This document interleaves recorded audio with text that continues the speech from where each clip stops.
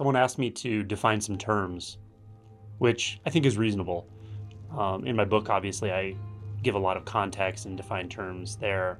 But if you just happen to grab one of my videos at random and you've never seen my channel, you're probably thrown into the mix at some level of teaching that may be obscure or vague appearing and so forth. So it can be confusing and you can actually sort of get lost not even knowing what the heck I'm talking about.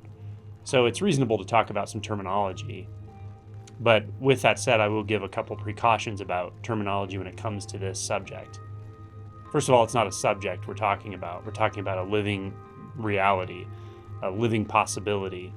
We're talking about fundamental transformation in the way you experience reality. So obviously, to boil that down into one term, enlightenment or liberation, for instance, is kind of silly, right? Terms are only as good as what they point to. With that said, it is important that you actually know what you're pointing to when you use a term, in my opinion, if you're teaching or talking about this subject, or else you just confuse people. I also want to say that sometimes I will use a term slightly differently than I do in another context, but hopefully, usually, I will explain that and explain why. That is because this type of pointing, this type of teaching, is not conveying knowledge. I'm not trying to give you a bunch of knowledge or terms or a conceptual understanding or a conceptual framework. In fact, the first big movement of realization, what we typically call awakening, is actually disidentifying or moving beyond that conceptual framework in the first place. So understand that I'm not actually trying to convey terminology, knowledge, or structured information, but rather using terminology and the structure of thought, communication, words, etc., to illuminate something that's beyond concepts, words, thoughts, etc. So with those caveats, I'll give a few definitions I think that may be helpful of terms I use. So first of all, I use the term consciousness a lot. I have a playlist on consciousness. I think I have a playlist on consciousness. I'm pretty sure I do, and one on thought. Now, consciousness can have a lot of different definitions.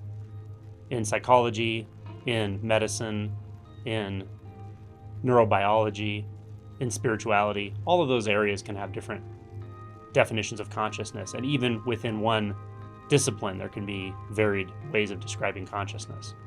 So generally speaking, when I'm talking about consciousness, what I really mean is the reflective capacity of the mind.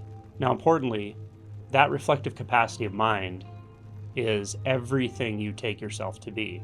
So you could say it's a pretty broad definition of consciousness, but that's not immediately obvious until after an awakening.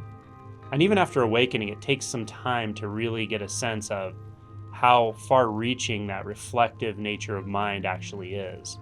That it actually encompasses not only every thought you've ever had, not only every mental image you've ever had, but it actually distorts the world. It distorts what appears to be the world. It distorts, let's say, reality or the unconditioned experience of reality significantly. It adds filters that aren't there. But these are not really dissolved until later stages of awakening. So just be aware of that. But the way I describe consciousness, or the way I define consciousness, is exactly that reflective capacity of mind. And it's usually accessible pretty easily initially through just becoming aware of a thought. The moment you become aware of one thought, you're aware of consciousness as such. For instance, right now, if you just reflect in your own mind, what thoughts might be flowing through the stream of mind, of thought right now? Are they evaluative thoughts? Do you believe this? Do you not believe this? Does this make sense? Do you have an aha moment? Does it not make sense? Whatever thoughts you're sort of aware of right now. Or perhaps there are thoughts about the body, what you're feeling, how you're feeling, etc. Emotion tones. Or thoughts about what you hope to get out of this video. Or thoughts about what you're going to do later today. Or thoughts about what you did yesterday, memories. So if you just become aware of thoughts as such right now and notice the thought, you're becoming more directly aware of consciousness than when you're mind identified or thought identified, where you don't even realize you're thinking. Someone posted on one of my comments a quote by Sam Harris recently, I think. I might misquote it, but it was really good. It said, mind identification or ego is the feeling of thinking without knowing you're thinking, or being a thinker, the feeling of being a thinker without realizing you're actually thinking, something like that. But that's pretty accurate. When there's mind identification going on, you don't even realize how much you're thinking because you're identified with the thought. You're in the standing wave of thought, so to speak.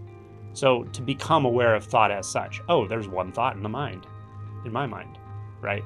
That's to become aware of consciousness. Now, that's very different than realizing, let's say, the nature of consciousness and identity as consciousness, or realizing the sense of I am. Not just tasting it, but realizing it, having a true shift in identity where something more real than real, more obvious than obvious, self-validating presents itself. It's self-obvious, it's undeniable.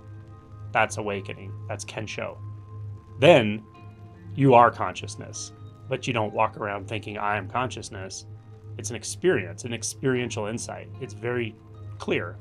So the realization of consciousness in the way I'm speaking clarifies over time as realization clarifies. And it even goes beyond that. When you really start to investigate the nature of thought itself, or the nature of consciousness itself as an actuality, as an apparent substance, that gets very interesting later on. That's all consciousness. So that's all in the realm of what I define as consciousness. But as you can see, even the simple definition called consciousness can be unpacked quite a bit.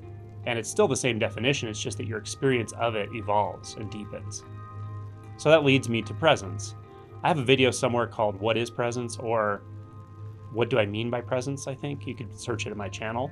So presence, similarly, is something that evolves through this process. Your experience of presence evolves throughout this process. So I refer you to that video because, like consciousness, although I don't define them the same way, it is something that initially is just a reminder to become a little more present. And later it's a much more deep, profound, integrated, vivid experience of reality. So that leads me to the term awareness. Awareness is a sticky term. It's a point of contention in some spiritual circles.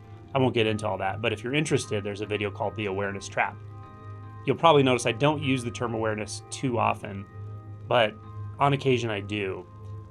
Awareness, as I would define it, is consciousness without self-consciousness. So it's a very bare experience of being aware. Now, the reason it's sort of contentious, and there's ongoing arguments and discussions about it in various places, is because one can come to a place where they feel like there's nowhere to go beyond awareness.